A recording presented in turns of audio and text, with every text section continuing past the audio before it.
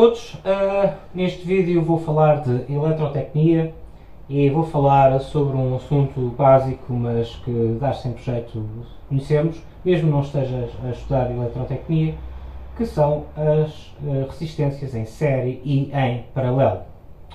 Bom, para começarmos vou lembrar uma questão muito importante na eletrotecnia, que é a lei de Ohm. E a lei de Ohm diz-nos então que a tensão U igual à resistência R vezes a corrente I. Portanto, U igual a R vezes I. Há aquela piadinha que se utiliza na eletrotecnia, que se isto fosse um bonequinho a sorrir, o ri. E assim memorizamos facilmente a lei de Ohm. Bom, lembrar-nos que a tensão é medida em volts, a resistência é medida em ohms e a corrente em amperes. Lembramos também que em Portugal não se costuma utilizar o termo voltagem e amperagem, porque isso é um bocado feio para a tensão e para a corrente, em Portugal. Mas pronto, no Brasil, ok, eles chamam a tensão muitas vezes voltagem e a corrente amperagem. Mas estamos em Portugal, devemos utilizar a terminologia portuguesa, que vem da escola francesa, em que a tensão é a tension électrique e a corrente é a courant électrique. Bom, para já vamos considerar o seguinte. Vamos considerar aqui um pequeno circuito, apenas com uma resistência. Temos uma tensão aplicada U, uma corrente I, temos aqui uma resistência R. Portanto, e pela relação da lei de Ohm, o que sabemos é que esta tensão vai ser dada pelo valor desta resistência vezes a corrente que a atravessa. Acontece é que às vezes temos circuitos que temos mais do que uma resistência e podemos ter resistências em série ou resistências em paralelo ou até uma mistura delas. Não vou falar da mistura, vou só falar especificamente de série e paralelo. A ideia aqui que eu gostava de ter é que imaginem que temos o nosso circuito como se fosse uma caixinha e que nós olhamos para aqui e o que nós vamos ver é uma resistência equivalente ao que está no circuito. Ok, então agora vamos ver os casos em que, por exemplo, tenho um circuito série. Ora, um circuito série, vou ter as duas resistências, por exemplo, uma resistência R1 e uma R2 aqui seguidinhas. Isto é um circuito série. Vou ter aqui uma determinada tensão aplicada, U, e uma corrente a atravessar o meu circuito. Ora bem, para eu determinar aqui a minha resistência equivalente de R1 e R2, eu simplesmente faço a seguinte operação. A resistência equivalente vai ser igual à soma das resistências R1 mais R2. Se eu tiver uma quantidade de resistências em série, então eu sei que a minha resistência equivalente vai ser igual a R1 mais R2 mais etc. mais Rn. Ou seja, isto pode ser dado também através de uma expressão matemática, para alguns talvez um bocado avançada, mas que é o somatório I igual a 1 até N de Ri. Ou seja, o somatório de R1 mais R2 mais R3 mais por aí fora até Rn. Agora colocar aqui um exemplo. E vamos considerar, por exemplo, que temos aqui uma resistência de 200 ohms e aqui uma resistência de 500 ohms. Ok, então nesse caso, se estivesse a olhar para isto como um circuito, uma caixa fechadinha, em que eu estou a medir a resistência total do circuito, o que é que eu ia ver? O que eu ia ver é que ia ler uma resistência equivalente deste circuito de série, que seria igual a 200 mais 500, ou seja, 700 ohms. E isto é a minha resistência equivalente deste circuito. São 700 ohms. Ou seja, se eu olhasse para aqui, visse isto como uma caixinha fechada, e se medisse aqui a resistência, ia ter 700 ohms. Agora, o que é que acontece relativamente à corrente e à tensão ao longo destas resistências? Bom, a corrente é sempre a mesma, portanto eu vou ter a minha corrente I aqui a atravessar o circuito, é toda ela a mesma corrente. Portanto, eu posso já dizer que a corrente que atravessa a resistência 1 vai ser igual à corrente que atravessa a resistência 2, vai ser a minha corrente total do circuito. Já agora, relativamente à tensão, e vamos até pôr aqui alguns valores para tornar isto mais simples. Vou, por exemplo, considerar aqui que tenho uma tensão aplicada, para facilitar um bocado as contas, de 700 volts. A minha tensão U é 700 volts. Bom, se eu já sei a minha resistência equivalente deste circuito, que é 700 ohms, e a partir da lei de Ohm, eu posso facilmente determinar o meu I, e o meu I vai ser U sobre R, e vai ser 700 volts sobre 700 ohms, que é 1. Portanto, aqui a minha corrente vai ser de 1 ampere. Agora, eu quero ver o que é que vai acontecer com as minhas tensões nas resistências R1 e na resistência R2. Então, imaginemos que eu pego um voltímetro e coloco aos terminais da minha resistência R1. Coloco aqui um voltímetro e vou ler o que lá está. Será que me vai dar os 700 volts? Então o que é que nós vamos ter? Vamos ler aqui uma tensão U1, ou seja, a tensão lida aos terminais da resistência R1, que também se chama queda de tensão, neste caso a queda de tensão na resistência R1, vai ser dada pelo valor de R1 vezes a corrente, que neste caso é I. Ou seja, a minha resistência R1 vale 200 ohms, a minha corrente vale 1 ampere, e então vou ter 200 volts. Portanto, aqui o que eu vou ler neste voltímetro vão ser 200 volts. É a queda de tensão na minha resistência R1. Relativamente à resistência R2, eu poderia agora colocar aqui um outro voltímetro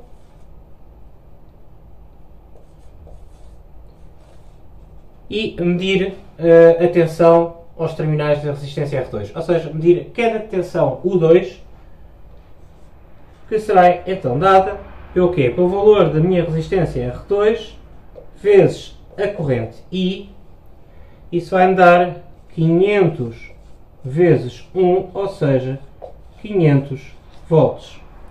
Ou seja, o valor que eu aqui meço, a queda de tensão na resistência R2, vai ser de 500 volts. Ok, torna-se então fácil de concluir que se somarmos as quedas de tensão destas duas resistências, vamos ter o valor da mesma tensão que está aplicada à entrada. Então, quer dizer que para a tensão num circuito série, vou ter é que a tensão aplicada é igual à soma das quedas de tensão ao longo das resistências. Se eu tivesse N resistências, a minha tensão U seria igual então a 1U mais U2 mais por aí fora até o N. Portanto, a queda de tensão de todas as resistências até N, ou o somatório de I igual a 1 até N de UI. Ou seja, as quedas de tensão todas de o 1, o 2, mais o 3, mais o 4, mais por aí fora, até o M. Então, isto é o caso do circuito série. Vamos passar ao circuito paralelo. O circuito paralelo vai ter aqui algumas diferençazinhas. Vamos ter o seguinte, vamos imaginar que tenho aqui então um circuito com duas resistências que estão em paralelo, uma resistência R1 e uma resistência R2, e aqui aos terminais deste circuito aplicada uma tensão U, vou ter então aqui também uma corrente I, e vamos agora ver alguns exemplos. Vamos considerar, por exemplo, que temos aqui a resistência R1 a valer 100 ohms e a resistência R2 a valer 300 ohms. para determinarmos aqui a nossa resistência equivalente, se fosse isto uma caixinha fechada, o que eu sei é que, e aqui a expressão é um bocadinho mais dolorosa, mas não é assim tão complicada, é que o inverso da resistência equivalente, portanto isto para circuitos paralelos, é dada pela soma dos inversos das resistências. Ou seja, neste caso, 1 sobre a resistência equivalente é igual a 1 sobre R1 mais 1 sobre R2. Que neste exemplo seria então 1 sobre 100 mais 1 sobre 300. Ora bem, daqui cálculo do mínimo denominador comum, iríamos ter então 3 sobre 300 mais 1 sobre 300, e isto vai-nos dar 1 sobre a resistência equivalente igual a 4 sobre 300. Ou seja, a minha resistência equivalente será dada por 300 vezes 1 sobre 4, portanto, ou seja, 300 a dividir por 4 igual a 75 ohms. Ou seja, a resistência equivalente desta minha caixinha seria então 75 ohms. Colocava aqui um ohmímetro, lia a resistência e via 75 ohms. Já agora, se tivermos N resistências, não é? Também será fácil concluir que seria a soma do inverso dessas resistências todas. Portanto, 1 sobre R1 mais 1 sobre R2 mais por aí fora, mais 1 sobre Rn. Isto seria o cálculo da resistência equivalente para N resistências. Ou, mais uma vez, o somatório de I igual a 1 até N de 1 sobre Ri. Bom, vamos então agora saber o que é que acontece à tensão e à corrente nestas duas resistências aqui que estão em paralelo. Bom, só aqui apagar este resultado, deixar aqui que a resistência equivalente é 75 ohms, vai-nos dar jeito. E agora reparem, num circuito paralelo, se eu pegar aqui no multímetro e ler a cada tensão em R1, ou ler aqui a cada tensão em R2, e porque isto está em paralelo, o que eu vou chegar à brilhante conclusão é que a cada tensão que eu leio aqui nos terminais de R1 vai ser igual a cada tensão que eu leio aqui em R2, portanto o A2, que é igual à tensão aplicada. Ou seja, ao longo de um circuito em paralelo, a minha tensão vai ser sempre igual em todas as resistências. Agora a corrente. A corrente chega agora aqui e tem uma bifurcaçãozita. Então, o que é que vai acontecer? Ela vai ter que decidir. Lógico que ela não vai toda por um lado ou toda por outro. Ela vai se dividir e já vamos ver como é que ela se vai dividir. Mas vamos então ter aqui uma corrente I1 e uma corrente I2. Ou seja, vai ver desta corrente, ela vai se dividir uma parte e vai para esta resistência R1 e outra parte vai pela resistência R2. Vamos saber como é que isso acontece. E para tal vou dar aqui um valor à minha tensão e mais uma vez para simplificar cálculos eu vou considerar que tenho aqui 75 volts. Ou seja, a tensão que agora estou aqui a aplicar é 75 volts, o que também nos vai dar uma corrente total de 1 ampere. Portanto, o sobre R é 75 sobre 65 é 1. Então, neste caso, o que eu vou dizer é que a minha corrente I1 vai ser igual à minha tensão U, porque é igual a cada tensão ali, sobre R1. A minha tensão é 75, a minha resistência é 100, pelo que facilmente descobrimos que a corrente é 0,75 amperes. Portanto, o meu I1, a corrente que aqui passa é 0,75 amperes. Já o I2 será dado pela mesma tensão U sobre o valor da resistência 2 vai ser igual a 75 sobre 300.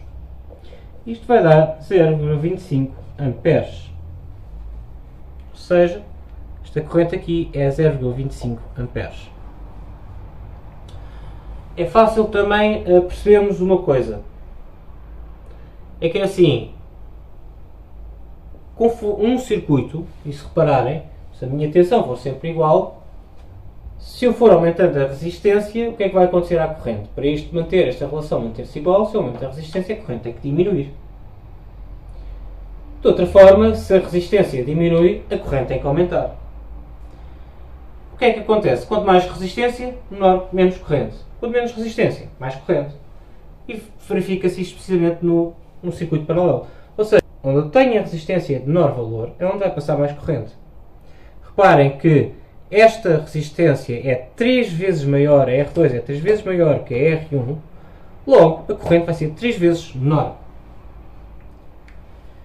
Agora, podemos então finalmente concluir que a minha corrente total vai ser igual à soma das correntes que vão pelas várias resistências que estão em paralelo.